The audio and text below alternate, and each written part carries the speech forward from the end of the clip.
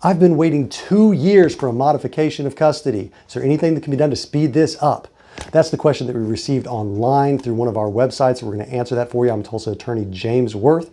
Okay, so we've got a modification proceeding going on. So that means that there was a prior final order regarding custody, visitation, child support, and it sounds like somebody filed to modify that based on there being a change of circumstances that now makes it in the best interest of the child to do something different. But he says that this has been going on for 2 years. So how do you speed it up?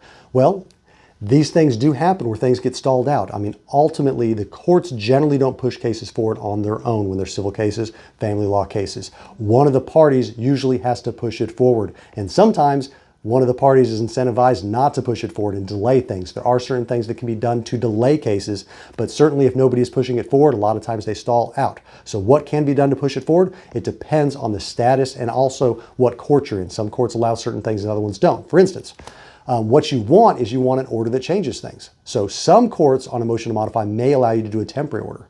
So you'd want to do that because you can get into court more quickly. There's less due process involved in that. So you file your application or your motion for modification, file an application for temporary order, set it for temporary order. Some courts may set that and you can get an order changing it the way you want much more quickly.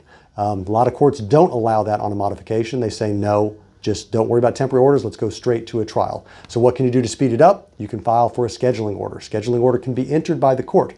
If you file for a scheduling conference, I should say, then that's a court date that requires the parties to appear, and usually an agreement is reached to set deadlines on all the things that need to be done. So that could be you've got till this date to submit discovery requests, this date to respond to discovery requests, by this date to attend mediation. Mediation is mandatory in a lot of courtrooms with a lot of judges, but not all of them, so it may not be for you. And then it sets a date for pre-trial conference, exchange of witnesses and exhibits and offers, and then ultimately to setting a trial date. Usually they're set at pre-trial, the exchange of all those witnesses and exhibit lists and things.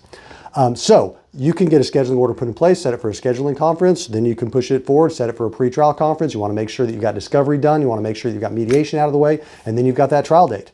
So ultimately, one of the parties has to be pushing it forward. If one of the parties is delaying it, they've got to push it forward even more. But there are things that can be done to make it go more quickly. So you want to talk to an attorney specifically about your circumstances, see what might be best for you. To schedule an appointment with an attorney at my office, you can go online to makelawEasy.com.